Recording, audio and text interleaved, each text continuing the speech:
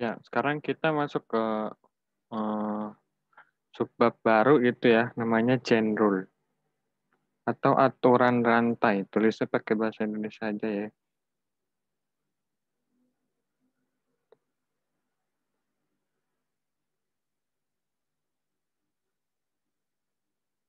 Nah, misalkan ada itu apa?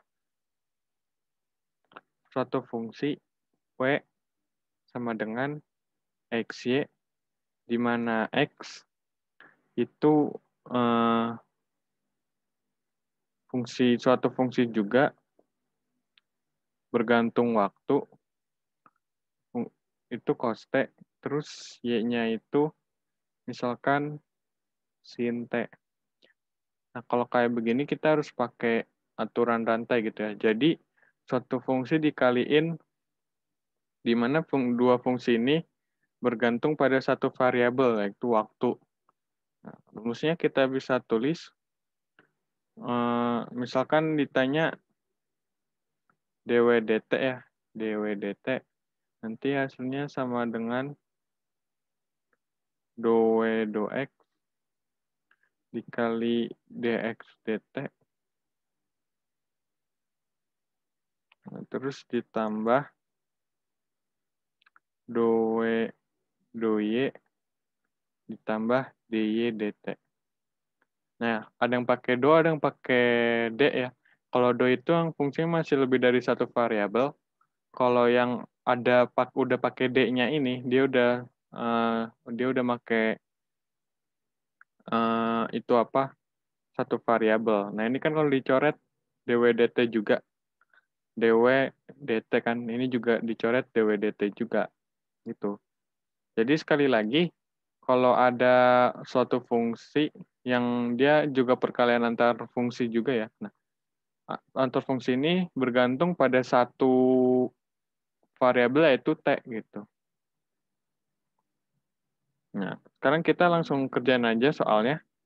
Jadi dw dt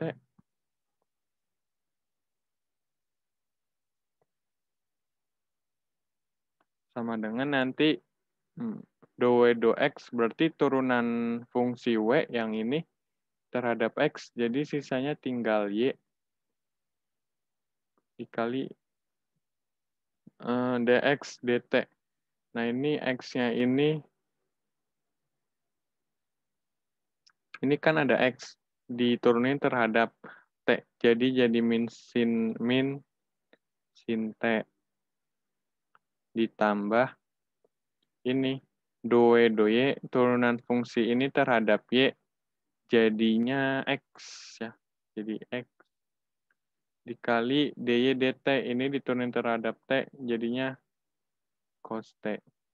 Nah, ini belum satu variabel semua, harus dibikin satu variabel T semua gitu. Y-nya diganti sin T ya. X-nya diganti cos T.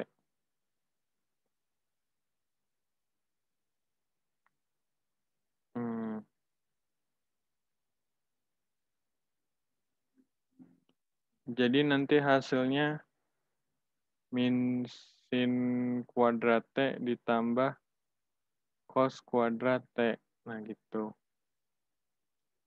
Sebenarnya sih pakai cara biasa juga boleh. Misalkan W-nya kan sama dengan X kali Y. Itu sama aja kayak cos T dikali sin T. Gitu, semacam.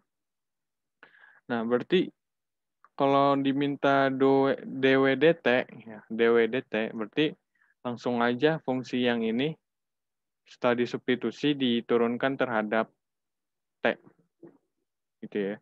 Jadi, dw dt ya. Nah, ini harus pakai aturan yang perkalian U aksen V dikali V aksen U.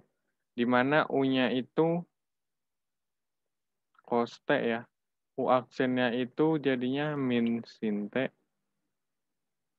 V-nya itu sin T. V aksennya itu cos T. Nah, kita pakai rumus U aksen V ditambah U aksen U gitu ya. Nih. Nah, ini yang pertama U aksen. U aksennya itu min sin T dikali Pi ya. Jadi min sin kuadrat T ditambah V aksen, nih V aksen U ditambah cos kuadrat T. Jadi sebenarnya sama aja gitu.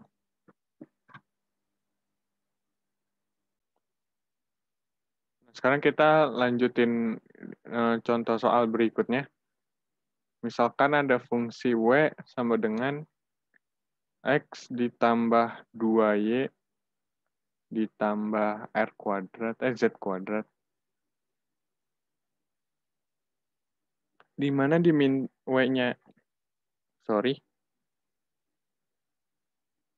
di mana W-nya itu suatu fungsi juga, W itu, sorry.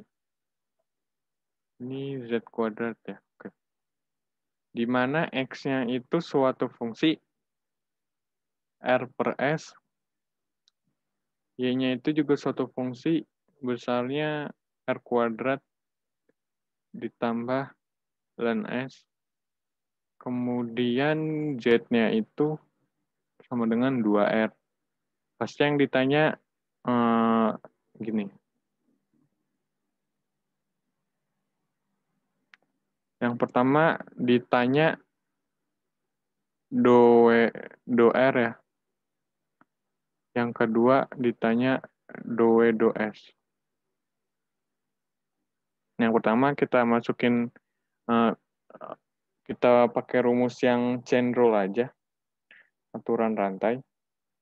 Ini nanti sama aja do X ya, ditambah dx dt, ya, ditambah do Y dikali do Y. Kok ini R ya, sorry. Nah ini jadi do R.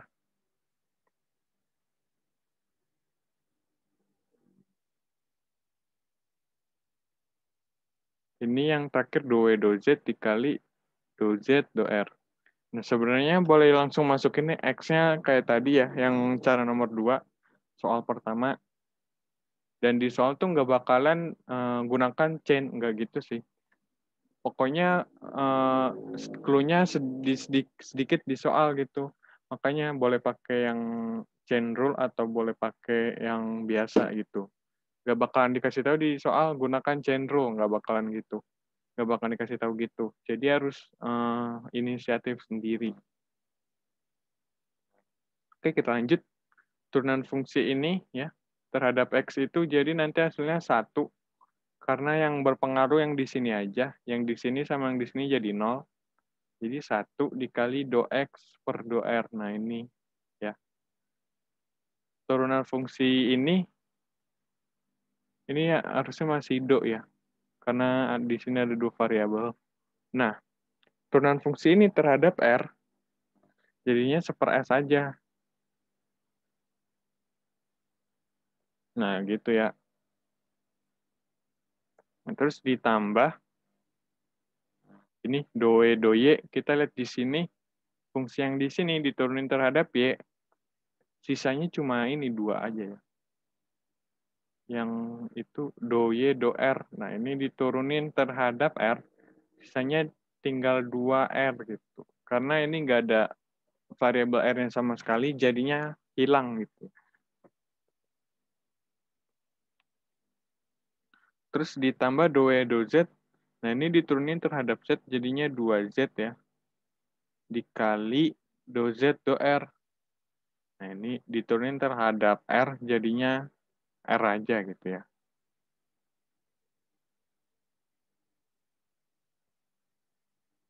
Nah, sisanya nanti tinggal kita kaliin aja.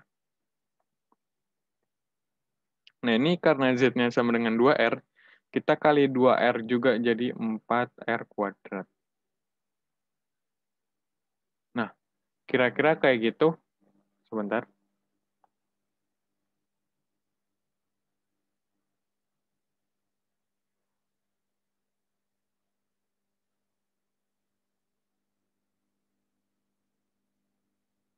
Oh, ada kesalahan ya. Ini do Z do R ini turunan terhadap R-nya itu 2 aja, nggak pakai ini ya. 2 ya. 2 aja. Jadi nanti hasilnya 4Z ya, 4Z. Bentar. Nah, 4Z. Z-nya itu 2R. Jadi hasilnya nanti bakalan 8R gitu ya. Nanti hasilnya sama dengan 1 per S ditambah 12R. Nah, terus kita bakal nyari do S-nya. Tapi kalau mau latihan sendiri, silakan di-pause dulu videonya ya.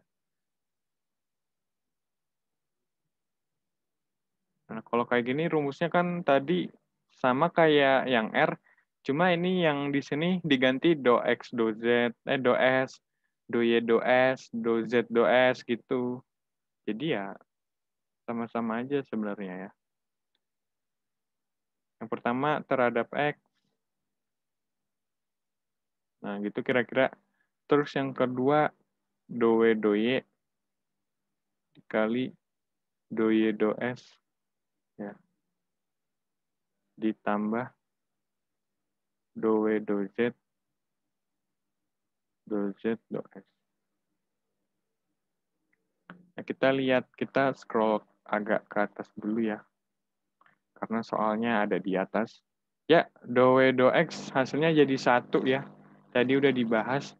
Do X, do S. Nah, ini turunan ini terhadap S ini 1 per S ya. 1 per S kalau diturunin kan kayak R dikali S pangkat minus 1 ya. Itu. Jadi kita kali minus 1 R S pangkat minus 2. Nah, ini hasilnya. Atau min R per S kuadrat juga boleh. Gue mau nulis kayak gini aja.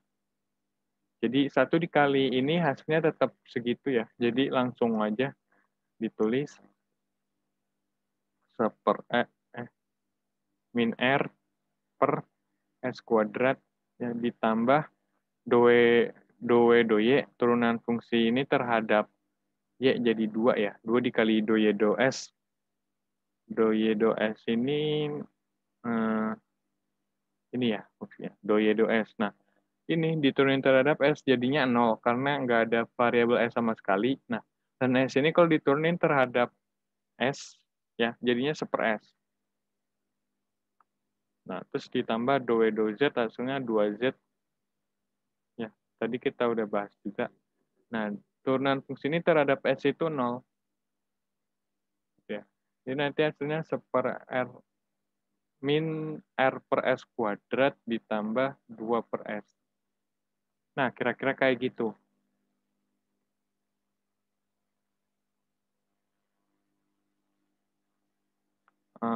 Mungkin itu aja ya contoh soal hari ini. Nanti kita bakalan ketemu di video-video yang selanjutnya.